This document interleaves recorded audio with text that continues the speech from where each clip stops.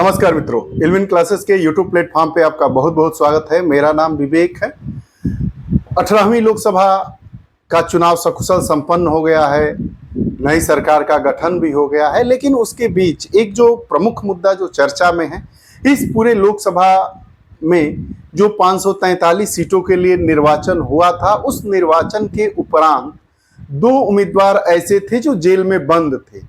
Jail में बंद रहते हुए उन्होंने भारी बहुमत से अपने पक्ष में मतदान पाया है और वो लोग जीत गए हैं, अर्थात लोकसभा के लिए नवनिर्वाचित सदस्य हो गए हैं।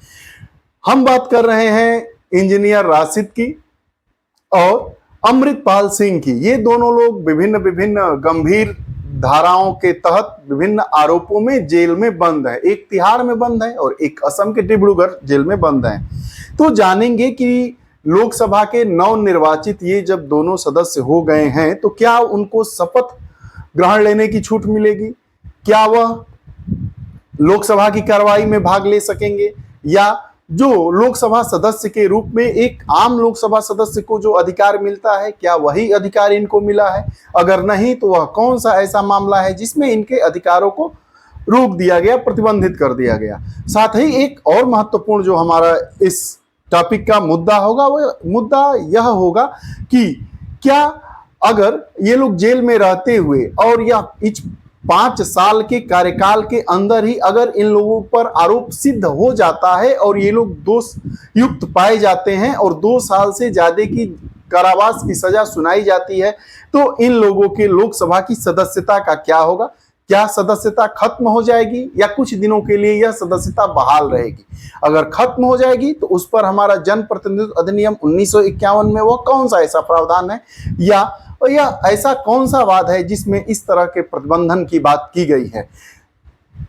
तो आइए आज के इस टाइटल को समझते हैं। टाइटल को में हमारा जो टाइटल रहेगा वो है, जेल में बंद लोकसभा विजेता अमृतपाल सिंह व इंजीनियर राशिद क्या शपथ लेंगे या नहीं। जो हमारा ये वीडियो सेशन होगा उसके चर्चा के पक्ष में हम बात करेंगे कि खबर क्या है, खबर को हम जानेंगे। उसके बाद जानेंगे कि जेल में रहकर चुनाव लड़े लोकसभा उम्मीदवार तथा विजयी होने पर क्या उनको आम लोकसभा नवनिर्वाचित सदस्यों के तरह ही अधिकार मिलता है, या इन लोगों को कुछ छूट है, या कुछ मामलों में इन पर प्रतिबंध आरोपित किए गए हैं। उसके बाद क्या वे शपथ लेंगे या नहीं लेंगे, क्या वे लोकसभा की कार्रवाई में भाग लेंगे या नहीं लेंगे, नहीं लेंगे तो क्यों, और लेंगे तो क्यों? अगर दोष साबित हो गया तो उनकी सदस्यता का क्या होगा? तो आइए खबर पर नजर दौड़ाते हैं और खबर को देखते हैं। अभी हाल ही में 18वीं लोकसभा 2024 का चुनाव परिणाम आया है। उसमें गंभीर आरोप के कारण जेल में बंद अमृतपाल सिंह ने पंजाब की खाडूर साहिब सीट से तथा शेख अब्दुल राशिद, जिनका उपनाम है इंजीनियर राशिद, ये जम्मू कश्मीर की बारामूला सीट से चुनाव जीते हैं। ये दो लोग हैं जो एक पंजाब से लोकसभा पद के सदस्य के रूप में नवनिर्वाचित हुए हैं और दूसरे जो इंजीनियर राशिद हैं वो जम्मू कश्मीर की बारामूला लोकसभा सीट से यह नवनिर्वाचित सांसद हुए हैं। जीत का अंतर 2 लाखों के आसपास रहा है, जो एक लोकतंत्र को, हमारे लोकतंत्र को दर्शाता है कि क्या ऐसे लोगों के भी पक्ष में लोगों का मत जाता है तो वो कौन सी परिस्थितियां होगी, इस पर कभी हम आगे बात करेंगे। इंजीनियर राशिद को क्यों जेल में बंद किया गया है, किस आरोप के तहत? तो इंजीनियर राशिद आतंकी वित्त पोषण के आरोप में तिहाड़ जेल में अगस्त 2009 से बंद है। वित्त पोषण, आतंकवाद को वित्त पोषण के आरोप में यह जो इंजीनियर राशिद है, जिसका नाम शेख अब्दुल राशिद है, इसको बंद कर दिया गया है। वहीं जो अमृतपाल सिंह है को अप्रैल 2023 में राष्ट्रीय सुरक्षा अधिनियम के तहत गिरफ्तार किया गया है और वह असम के डिब्रूगढ़ जेल में बंद है। अमृतपाल सिंह पर एनएसए कानून के तहत कार्रवाई की गई है और वह जेल में बंद है। कब से? पिछले वर्ष से। और जेल में रहते हुए ही इन्होंने असम के डिब्रूगढ़ जेल में रहते हुए भी चुनाव लड़ा और बड़े अंतर से जीत हासिल की है। हमारे वीडियो सेशन का पहला मुद्दा है वो यह है कि क्या इन नवनिर्वाचित सांसदों को शपथ लेने की अनुमति दी जाएगी? यदि हाँ तो कैसे? अब देखिए, किसी भी नवनिर्वाचित लोकसभा का सदस्य हो, चाहे राज्यसभा का सदस्य हो, चाहे विधानसभा का सदस्य हो, चाहे विधान परिषद का सदस्य हो, शपथ लेना उसका संवैधानिक अधिकार है, इसलिए उसको शपथ लेने दिया जाएगा। शपथ ग्रहण समारोह में शपथ लेने के उपरांत वह पुनः जेल को चला जाएगा, अर्थात जेल में वह चला जाएगा। शपथ लेना संवैधानिक अधिकार है। क्योंकि ये वर्तमान में जेल में बंद है, इसलिए उन्हें शपथ ग्रहण समारोह के लिए संसद तक ले जाने के लिए अधिकारियों से अनुमति लेनी पड़ती है, जो अनुमति मिल भी जाती है। और जैसे ही शपथ ग्रहण पूरा होता है, ये लोग शपथ अपना ले लेते हैं, वापस जेल चले जाते हैं। दूसरा मुद्दा कि क्या वे सदन की कार्रवाई में भाग ले सकते हैं? तो उत्तर है नहीं, वे सदन की कार्रवाई में भाग नहीं ले सकते हैं। अब जानिए, अगर कोई भी लोकसभा का सदस्य बिना सूचना दिए, लोकसभा का जो अध्यक्ष है उसको बिना सूचना दिए अगर कोई लोकसभा का सदस्य सदन की कार्रवाई में लगातार 60 दिन तक अनुपस्थित रहता है तो उसकी सदस्यता जा सकती है।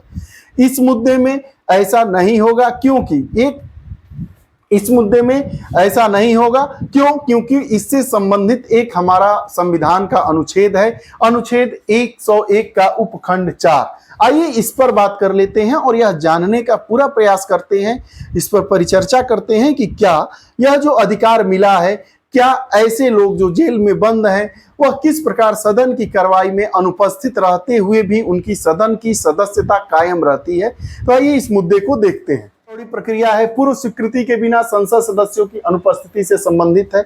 जो हमारा अनुच्छेद 101(4) है वह बिना सूचना के संसद के सदस्यों की अनुपस्थिति से संबंधित है। शपथ लेने के बाद सांसदों को सदन में उपस्थित होने पर अपनी असमर्थता के बारे में अध्यक्ष को सूचित करना होता है। इसके बाद अध्यक्ष क्या करेंगे, उनके अनुरोधों को सदस्यों की अनुपस्थिति पर सदन की एक समिति होती है कि सदस्यों की अनुपस्थिति पर सदन की जो समिति होती है उस समिति पर उनके जो निवेदन है, उनका जो एप्लीकेशन है उस पर विचार किया जाता है। और सदन की जो अनुपस्थित वाली समिति है, अनुपस्थिति समिति है, वह अगर कहती है कि यह इनके कारण सही है तो उनको अनुपस्थित न रहने पर भी उनकी सदस्यता को कायम रखा जाता है और वह अपनी अनुमति हाँ या ना में देती है। हाँ की स्थिति में वह सदन की कार्रवाई में बिना भाग लिए अर्थात लगातार अनुपस्थित रहते हुए भी वह लोकसभा का सदस्य बने रह सकते हैं। समिति क्या करती है आगे जानते हैं। समिति यह सिफारिश करेगी कि सदस्य को सदन की कार्रवाई से अनुपस्थित रहने की अनुमति दी जानी चाहिए या नहीं। अगर समिति की जो सिफारिश है पर मतदान कराया जाएगा, अनुपस्थित रहने की छूट दे दी जाएगी।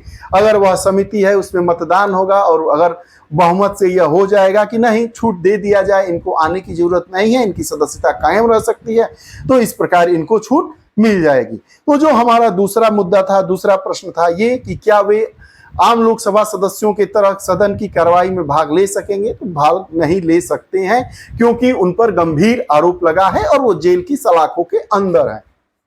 अंतिम आज का मुद्दा है कि यदि इंजीनियर राशिद हैं या अमृतपाल सिंह हैं, अगर इन पर आरोप सिद्ध हो जाता है तो इनकी सदस्यता का क्या होगा। जो हमारा पहले जन प्रतिनिधित्व अधिनियम 1951 में ऐसा प्रावधान था, उसकी धारा 8 में यह प्रावधान था कि अगर न्यायालय के द्वारा उनको दोष सिद्ध करार दिया जाता है तो वह अगर 3 महीने के अंदर ऊंची अदालत में याचिका दायर करते हैं तब तक उनकी जो सदस्यता है वह कायम रह सकती है। लेकिन 2013 के बाद लिली थॉमस वाद आया, उसमें यह कहा गया कि अगर दोष सिद्ध हो जाता है और 2 वर्ष से ज्यादा की सजा मुकर्रर होती है, सजा दी जाती है, तो वह तुरंत ही उनकी लोकसभा सदस्यता या विधानसभा सदस्य हैं या राज्यसभा सदस्य हैं, उनकी सदस्यता समाप्त हो जाती है। तो अगर इन लोगों को जेल में रहते ही, सदस्य रहते ही अगर दोष सिद्ध हो जाता है और 2 वर्ष से ज्यादा की सजा सुनाई जाती है तो इन लोगों का जो लोकसभा की सदस्यता है वो समाप्त हो जाएगी। ये रहा आज का हमारा मुद्दा।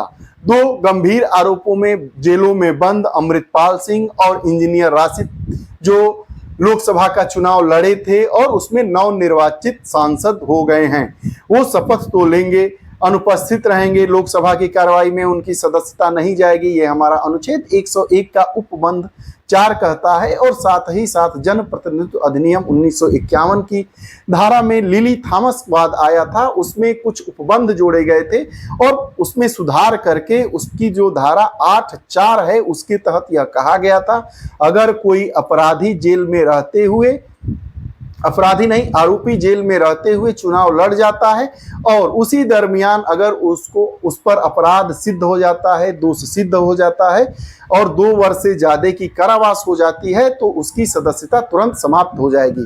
तीनों मुद्दों को हमने देखा। अगली कक्षा में हम बात करेंगे अमृतपाल सिंह, उनकी क्या मांग है, क्यों उन पर इस तरह का एनएसए कानून लगाया गया है, इंजीनियर राशिद वित्त पोषण की फंडिंग, आतंकवादी गतिविधियों में संलिप्त वित्त पोषण की फंडिंग के बारे में उन पर जो कार्रवाई हो रही है क्या उचित है। और उसके बाद हम अगली अपनी वीडियोस में जानेंगे जो एसोसिएशन फॉर डेमोक्रेटिक रिफॉर्म की एक रिपोर्ट आई है, उसमें पाया गया है कि जो हमारी मोदी कैबिनेट 3 है इसमें जो दागी मंत्रियों की संख्या बढ़ती जा रही है। मोदी कैबिनेट का पहला कार्यकाल था उसमें कम थे, उसके बाद 19 वाले कार्यकाल में उससे ज्यादा दागी मंत्री हो जाते हैं और उसके बाद जब मोदी कार्यकाल 3 आता है तो उसमें दागी मंत्रियों की संख्या और भी बढ़ जाती है। इस पर एक हम अलग से वीडियो बनाएंगे, वह वीडियो 2-3 दिनों में आपके सामने प्रस्तुत होगी। आप अगर हमारे चैनल से नहीं जुड़े हैं तो कृपया चैनल से जुड़िए, बेल आइकन का बटन दबाइए ताकि जितनी भी हमारी नई वीडियोस आए उसका नोटिफिकेशन आप तक पहुंचे। पुनः नई कक्षाओं के साथ उपस्थित होंगे। बहुत बहुत धन्यवाद। नमस्कार।